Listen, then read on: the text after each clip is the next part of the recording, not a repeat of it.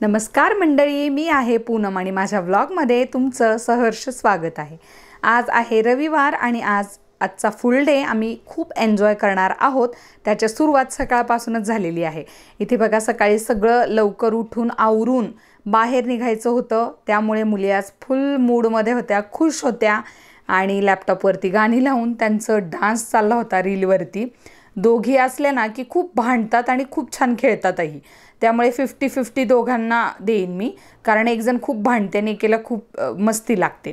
So एकत्र आल्या, mood चांगला असला की मग चांगल्या खेळतात। त्यानंतर मग मुलांची आता उद्या परवापासून शाळा चालू होणार होती, म्हणून मग सावलीच्या पुस्तकांना वह्यांना कवर घालायचे होते। हा खरं एक सोहळाच असतो बरं का आमच्या घरी। शर्वीच्या पुस्तकांना कवर घालून झाले होते, त्यामुळे तिची पत्ते खेळायची घाई चालली होती या गडबडीमध्ये। ते आणि मी असं दोघे मिळून सावलीच्या पुस्तकांना वह्यांना कवर घालण्याचं काम चालू होतं। वर इकडे शर्वीचा अभ्यास घेणं चालू होतं, तिचा बराच होमवर्क पेंडिंग होता, तर तो घेण्याचं काम सुद्धा माझं सुरू होतं।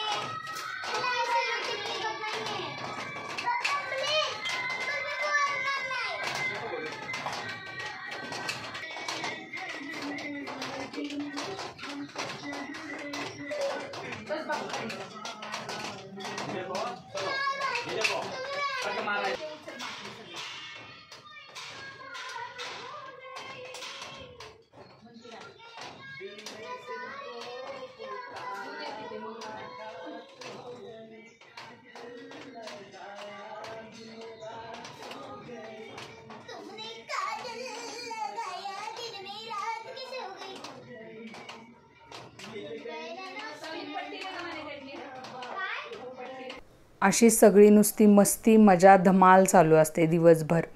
दोघींचं आवरलं होतं, आमचंही आवरलं होतं। मग आता आम्ही बाहेर जायला निघालो होतो आणि मुलींना माहीत नव्हतं कुठे जायचंय, म्हणजे आमच्या दोघांचं ठरलं होतं पण त्यांना दोघींना माहीत नव्हतं कुठं जायचंय।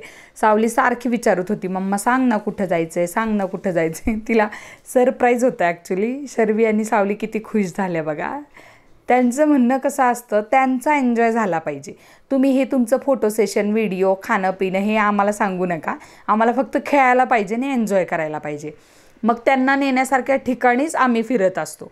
असं कधीच होत नाही की आमच्या मनाने आम्ही कुठल्या ठिकाणी फिरायला गेलो आहे। मुलांना जिथे छान वाटेल, मुलांना जिथे खेळण्यासारखं असेल, अशाच ठिकाणी आम्ही जात असतो फिरायला। तर दर रविवारी तर होत नाही खरं बरं का, 6-7 दिवसातनं कुठेतरी बाहेर बागेत वगैरे न्यायला पाहिजे मुलांना, कारण फ्लॅट सिस्टीममध्ये असं सारखं बाहेर येणं जाणं नाही होत मुलांचं। खेळतात एकत्र पण तरी म्हणावं असं त्यांना बाहेरचं एक्सपोजर नाही मिळत, म्हणून पण एवढा वेळ नाही होत। आणि दर आठवड्याला इतके पटापट आठवडे जातात की कामं पेंडिंग ती पेंडिंगच असतात। तर ही बघा, इथून एंट्री केली, गाडी पार्किंगला लावून आलो आणि जिथून एंट्री करतात ना तिथे पुढे हे लावलेले असतात, बॅरिकेड्स लावलेले असतात, तर तिथून थोडीशी वाट असते। मग आत आलो की हे असं समोर एंट्रन्स दिसतं। मंदिर इतकं सुंदर आहे ना, तुम्ही आलात ना एकदा इथे की तुम्ही प्रेमात पडाल, इतकं सुंदर आहे। म्हणजे तिथलं जे काम आहे ना, बारीक कलाकुसरीचं केलेलं, ते इतकं सुंदर आहे ना। पण इथे एक गोष्ट आहे की इथे मोबाईल वगैरे अलाउड नाही आहे। आम्ही आतमध्ये वर पहिल्या पायरीवरतीच मोबाईल वगैरे, ते अनाऊन्समेंटच चालू असते त्यांची की खिशात ठेवायचे मोबाईल आणि बाहेर गेल्यावरती मग तुम्ही फोटोशूट वगैरे करू शकता। मग मंदिराच्या आतमधला अजिबातच व्हिडिओ काढता आला नाही मला, कारण नियम म्हणजे नियमच आहेत तिथे। आणि हे सगळं बाहेर असं बघा, स्थापत्यकला ही किती छान कारागिरी केलेली आहे। तर असं बघण्यासारखं खूप सुंदर आहे हे मंदिर, मन अगदी प्रसन्न होतं आपलं। वरती असं मोकळं आकाश आणि इतकं सुंदर मंदिर। रविवार होता पण म्हणावं अशी गर्दी नव्हती, म्हणजे छान झालं दर्शन आमचं। आणि खाली एक मंदिर आहे आणि त्याच्यावर एक मंदिर आहे। खाली पण सगळे हिंदू देवदेवताच आहेत आणि वर पण म्हणजे आपले संत एकनाथ महाराज, संत तुकाराम महाराज, शिव पार्वती, सीताराम आणि गणपती, हनुमान अशा सगळे आपले हिंदू देवदेवता एकाच ठिकाणी आहेत इथे. आणि त्यांचं सगळ्यांचं लाईनीने दर्शन घ्यायचं, म्हणजे लाईनीने असे सगळे मांडलेले आहेत. तर ते दर्शन झाल्यावरती मग खालच्या मंदिरात सोडतात. मग खाली दर्शन झालं की इकडून बाहेर यायचं गेट आहे, तिथून बाहेर आलं की मग हा व्ह्यू आहे बघा. इकडून हा सगळा बाजूचा मंदिराचा व्ह्यू आहे. तर इथे फोटो सेशन वगैरे करतात लोक थांबून, कारण पलीकडच्या बाजूने नाही करून देत ते फोटोशूट. बघा हे खूप सुंदर असं बारीक कलाकुसर केलेलं आहे, म्हणजे ते असं हात लावून फील करायला इतकं छान वाटतं ना. मागं बघा गर्दी पण भरपूर आहे, लोक फोटो सेशनसाठीच थांबलेले आहेत.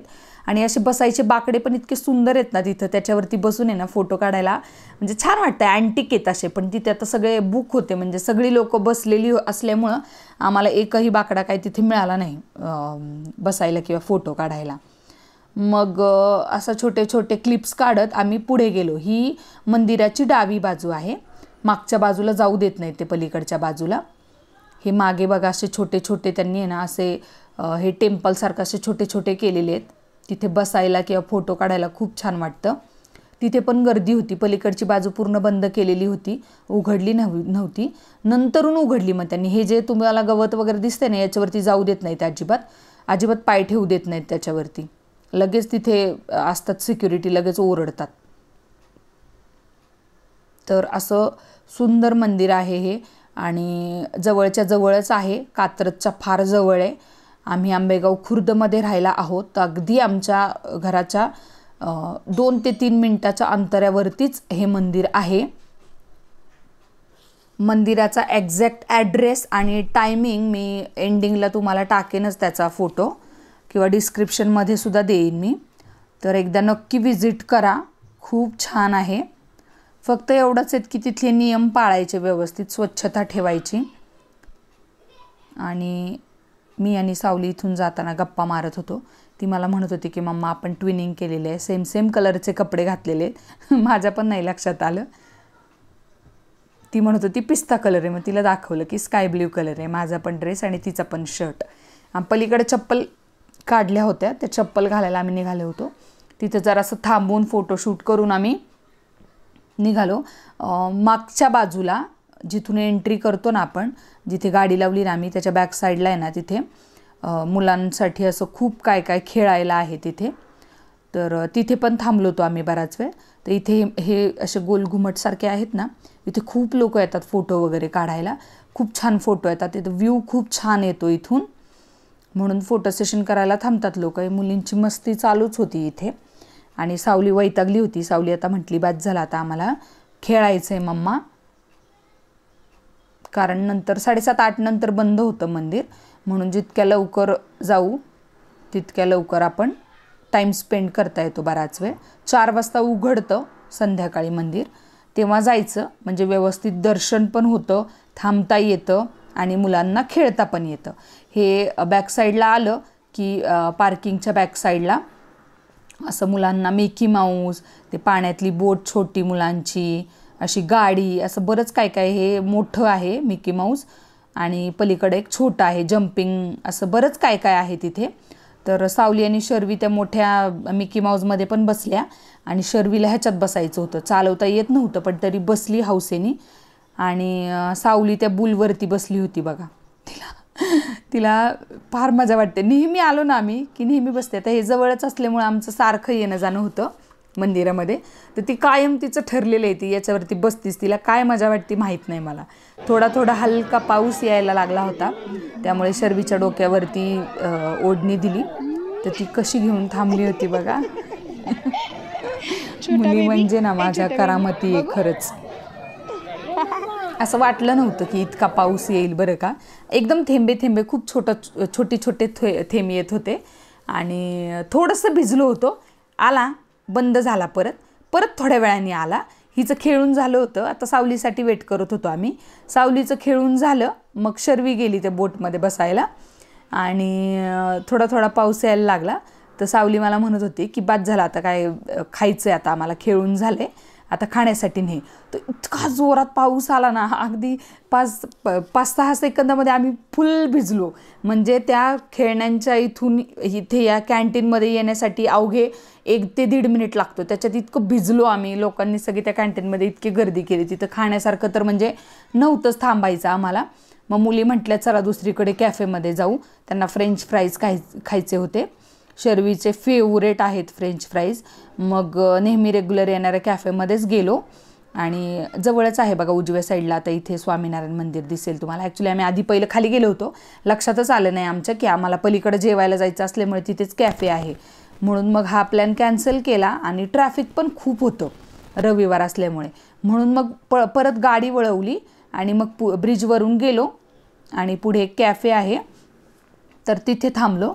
आणि व्ह्यू इतका सुंदर झाला होता. पाऊस पडून गेला होता ना, त्यानंतर हळूच ढगातून सूर्य असा बाहेर आला होता आणि रस्त्यावरती सगळीकडं पाणीच पाणी झालं होतं. खूप सुंदर वाटत होतं. मग कॅफेमध्ये थांबलो. मुली फार वेट करत होत्या. त्यांना कधी एकदा ते फ्रेंच फ्राईज खातोय असं झालं होतं. आम्ही काय सारखं बाहेर जात नाही, पण कधीतरी गेलं की मग त्यांना मनसोक्त त्यांना हवं ते देतो. कारण सगळं घरीच खाणं होत असल्यामुळे नाही जास्त बाहेर जाण्याचा हे होत. मग शेतमाळा म्हणून हॉटेल आहे, शेजारीचं आहे त्या कॅफेच्या. म्हणजे स्वामीनारायण मंदिराच्या एक्झॅक्ट अपोजिट साईडला आहे.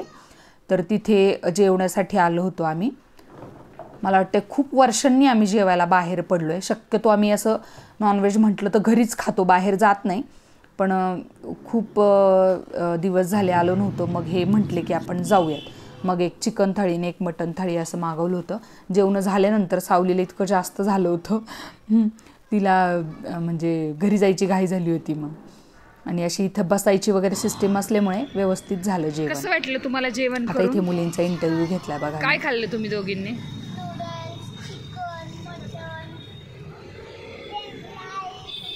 अजून रविवार कसा वाटला तुम्हाला? कसा गेला रविवार?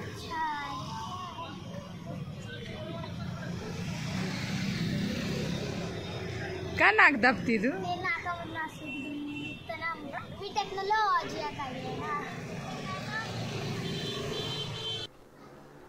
घरी येताना आईस्क्रीम घेतलं. असा स्क्रीनवर दिसतोय तो मंदिराचा ॲड्रेस आहे, कात्रजपासून जवळच आहे आणि हे टायमिंग आहे.